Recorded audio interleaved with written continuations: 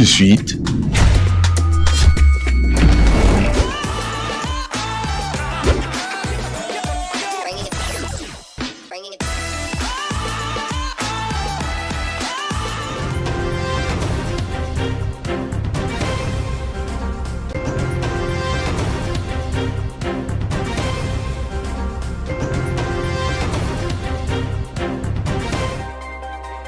la modernisation de la ville de Bunia, chef-lieu de la province de l'Ituri, par l'administration militaire sur le rue et avenue de toutes les 3 communes de cette ville.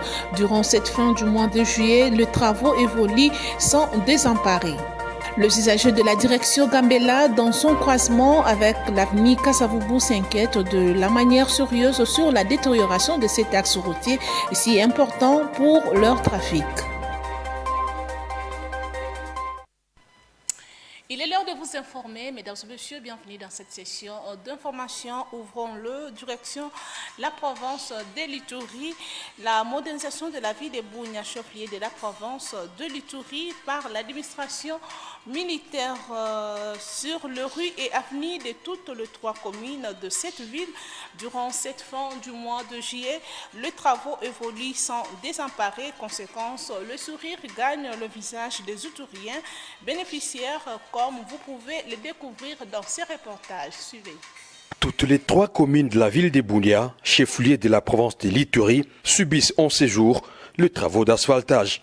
C'est le cas du quartier Kindia dans la commune de Nyakasanza, la rue Kasavubu et avenue RTK dans la commune de Bunia, les ponts Le Mbabo dans la commune de Chari. Objectif, rendre plus beau qu'avant Bunia, d'où cette satisfaction de la population. Nous apprécions beaucoup cette réalisation de ce projet de développement. Ça nous a apporté un soulagement, d'autant plus que nous voyons que la ville devient de plus en plus très propre, très vivable. Moi, en étant que taximan, nous apprécions l'asphaltage des goudrons ici, dans notre quartier de Kindia. Et les clients aussi sont en train de féliciter parce qu'il y a des mamans à 7 aussi, elles se sentent mieux maintenant. Quand on roule d'ici même à ville, vraiment, c'est comme si elles sont dans une voiture. Les Ituriens, conscients du travail abattu par l'administration militaire et ses entreprises partenaires, formulent en même temps quelques recommandations. Comme conseil pour les taximens, qu'ils essaient vraiment de diminuer parce qu'avec les goudrons, c'est comme si on a activé leur allure de vitesse. Alors qu'ils puissent essayer de diminuer, ça sera mieux. Jusqu'à la limite seulement du Roumou, ça sera mieux. Si ce n'était pas le gouvernement provincial, on ne devait pas faire face au goudron. Son initiative nous intéresse beaucoup. Le développement qui finalement embrase instantanément Bunia durant cette période de l'état de siège est le fruit des approches militaires et non militaires mises en place par l'administration militaire sous les commandements du lieutenant-général Luboyanka Chama-Johnny. Cette modernisation est parmi les piliers importants sur lesquels insiste depuis son 2e quinquennat le commandant suprême de FARDC et de la PNC, chef de l'État congolais Félix Antoine Tshisekedi Tshilombo. Restons toujours dans la province de l'Ituri. Plusieurs opinions à Bunia regrettent le différents foyers de tension qui secouent le territoire de Djougou pour nombrer les différentes attaques menées dans les entités des Iga, Barrière, Lopa, Nizi et environ sont inacceptables. Suivez encore une fois ces reportages. Mardi 22 juillet 2025, Bunia, chef-lieu de la province de l'Ituri, s'est réveillé sous son climat habituel, celui de la tranquillité et de la bonne humeur. Les diverses tentatives d'attaque menées dans la zone de Lopa et environ par la CRP de Thomas Lubanga, un mépris de la justice, sont condamnées par ses compatriotes. Nous ne voulons pas de ces histoires. On a seulement besoin de la paix. Même ceux qui sont à Lopa sont des personnes comme nous.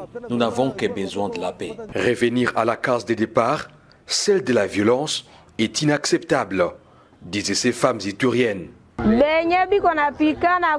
Que ceux qui se battent là-bas arrêtent pour que les gens travaillent tranquillement. On n'a pas besoin de la guerre, mais de la paix.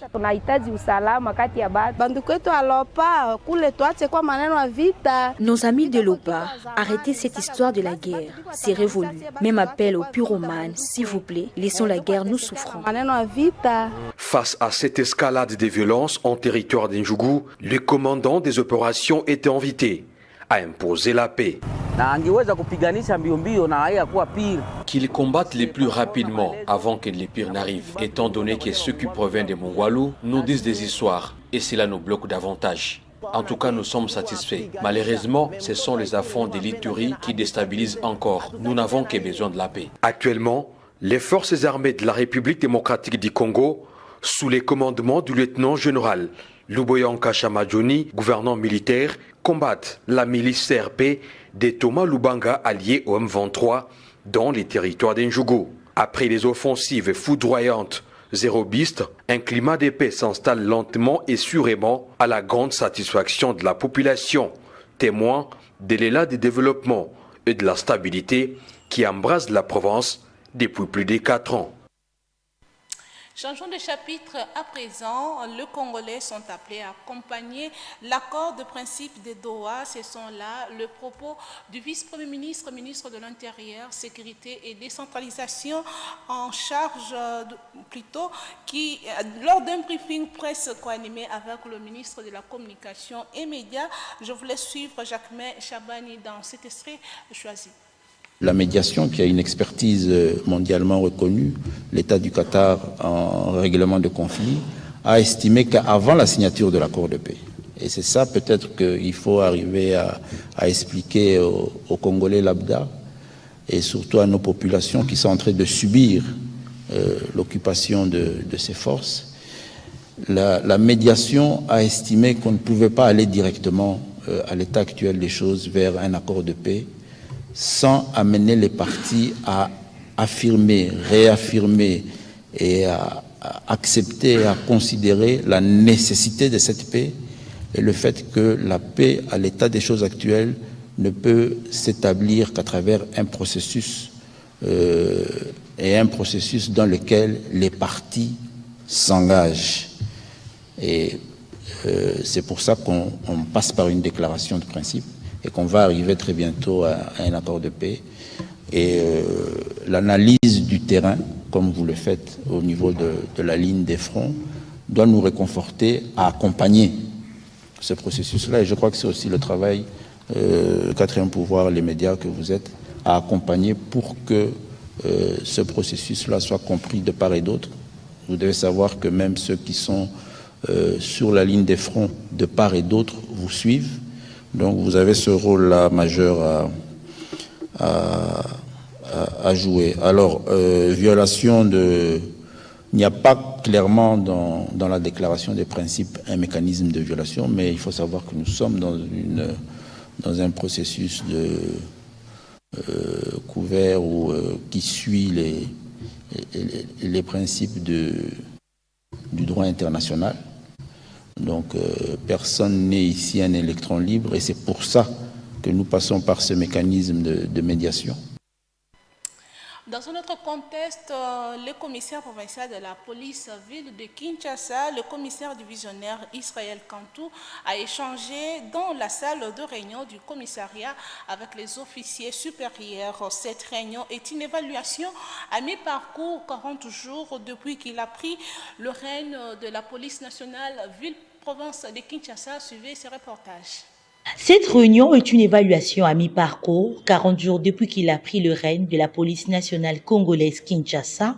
Le commandant de la ville, en bon père, a interpellé ses responsables de grande unité de la ville à propos des divers abus constatés dans le chef de certains éléments de la police, notamment le nombreuses tracasseries policières. Face à cet état de choses, le chef de la police quinoise a donné des instructions à ses hommes pour éviter de tracasseries à la population. Pour lui, la police doit être éducative avant d'être répressive. Parmi les outils de tracasserie, le général Israël Kantou a épinglé le détournement de véhicules anti-émeutes, devenus tristement célèbres à travers la ville par leur surnom de Kabassélé à cause de l'instinct de rançonnement de certains de leurs gestionnaires. Les échos lui parvenus sont tels que le général est faussement cité comme le commanditaire de toutes les tracasseries de ces engins de service afin de percevoir 700 à 800 000 francs congolais par jour. Ça c'est pour jouer avec la population. On nous a remis ces engins de service, pourquoi? Gérer, sécuriser, protéger la population, elle est bien. Mon chef hiérarchique, le commissaire général, ne m'a pas dit qu'il faut faire louer les véhicules. Ne m'a pas dit qu'il faut faire louer les motos. Ne m'a pas dit qu'il faut faire récolter l'argent auprès des commandants. Pourquoi je l'ai fait? À la place de versement illicite d'argent, le général Israël Kontou attend de chaque officier l'arrestation et la présentation de 5 véritables koulouna chaque samedi. L'ordre est donné pour réduire sensiblement l'insécurité que vivent les Kinois au lieu de l'accentuer. En justice, le 19 millions de dollars américains pour lesquels l'ancien ministre de la Justice et garde-sceaux au Constant Mutamba est poursuivi pour le détournement se trouve bel et bien à la banque. Suivez Constant Mutamba lors de sa comparution. Je l'ai dit, ce n'est pas de la mathématique 1 plus 1 égale 2. C'est une notion sociale.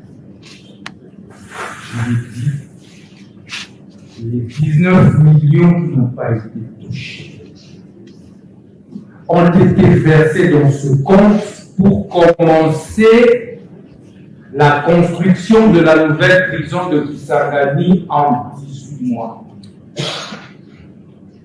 Et sur la base de la passation de marché qui a respecté la procédure approuvée. Et que nous disions qui est l'entrepreneur, ce qui est normal, qui avait gagné ce marché, et c'est bien lui le propriétaire de ce compte. Nous y reviendrons dans les prochaines éditions avec plus de détails. Autre chose, le motocycliste de différents coins de la capitale communément appelée Wewa lance un cri d'alarme aux autorités concernant la tracasserie dont ils sont victimes, surtout par les agents de transport. C'est le constat de Merveille Ngolo et Djibril Bakamba. Le conducteur de moto de Kinshasa, communément appelé Wewa, continue de dénoncer la tracasserie dont ils sont victimes dans les différents coins de la capitale. Et ces derniers martèlent surtout sur la manière de faire des agents de transport déployés dans les différentes communes qui les arrêtent sans infraction ni motif, même si vous êtes en ordre avec les documents.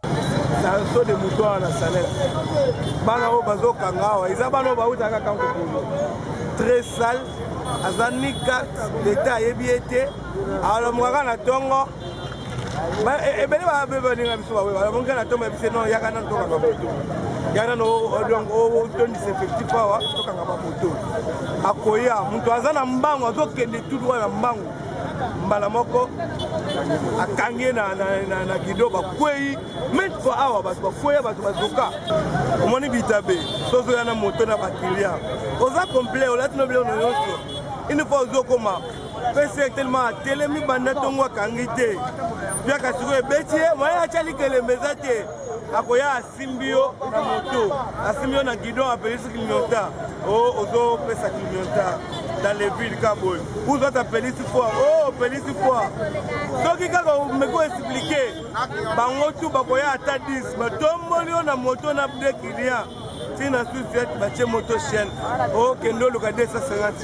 Il faut noter que ces motocyclistes ont aussi martelé sur la décision des autorités interdisant aux motocyclistes d'accéder dans la commune de la Gombe, qui devient de plus en plus une décision de 2 poids, 2 mesures, tandis qu'un bon nombre de leurs collègues accèdent facilement.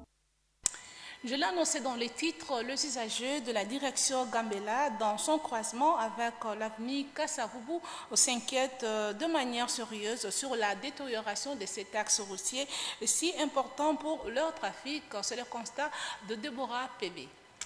L'avenue Kassavubu, dans son croisement avec la direction Gambela, se trouve de nos jours dans un état piteux. L'on constate un grand trou dans la chaussée qui visiblement gêne la circulation des engins roulants.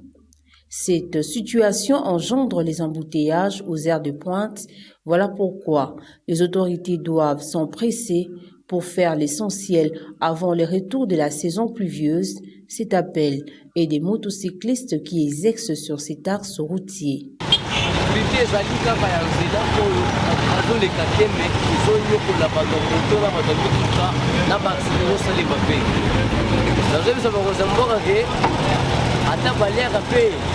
faut même pas qu'il se fait peuple congolais va se retrouver pour baïbige ici dans un moto bacheli biso bato kitasi na zela bato kitanda na zela topesaka mbongo ya kitasi chaque jour me mbongo wana soki baliaka ngo bakanisa peke peuple aza na posa ke basalela bango bazela kotambola lese pe atake epesa biso posa ke ozosomba mbongo ezokotesa na mosala difficulté toza nango awa ezali kaka place oyo ezalaki nango mokie awa bakara sikoyo tomona kaka tala ndenge ekoma donc tokomi na pasi vraimen makasi place oyo mais tolingi leta basala vraimen ke baya kobongisa. Bon nombre de Kinois se posent mille et une questions sur la suite réservée au projet Kin Ezobonga, tant vanté par le gouvernement provincial de Kinshasa, car actuellement, la capitale congolaise connaît un problème réel des infrastructures routières.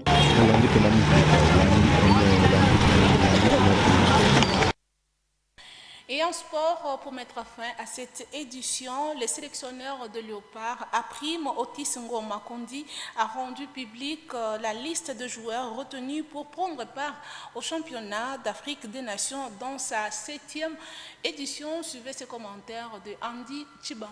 Le sélectionneur de Léopard Aprim Otis Ngoma Kondi a rendu public les 26 sélectionnés qui vont prendre part à la 7e édition du championnat d'Afrique des Nations prévu du 2 au 30 août prochain, co-organisé par la Tanzanie, le Kenya et l'Ouganda. Comme gardien de but, il y a Jackson Lunanga, Bridel Efongo et Aimé Bakola.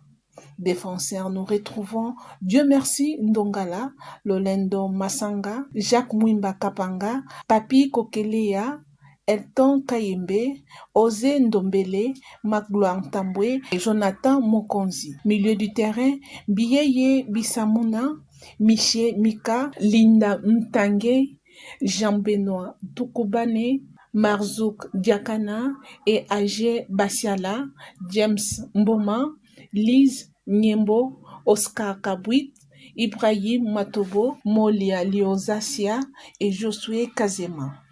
Attaquant, Jefté Kitambala, Tony Talassi et Orso Mwaku. Le sélectionneur Otis Ngoma Nkodi a pris les joueurs dans Lupopo, Maniema Union, les Aigles du Congo, Tepe Mazembe, Rangers, Vecleb, DCMP, Don Bosco, FC Tanganyika et les Anges Verts. Pour rappel, les Léopards de la RDC sont logés dans le groupe A aux côtés du Kenya, Zambie, Angola et Maroc.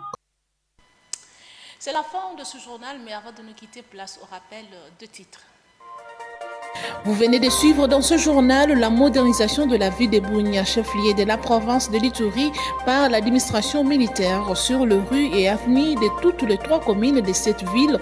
Durant cette fin du mois de juillet, les travaux évoluent sans désemparer. Mais également, le usager de la direction Gambela dans son croisement avec l'avenue Kassavubu s'inquiète de manière sérieuse sur la détérioration de cet axe routier si important pour leur trafic. C'était là le rappel des titres. Merci pour votre attention. Un grand merci à toute l'équipe. Je vous retrouve prochainement, mais d'ici là, portez-vous bien. Au revoir.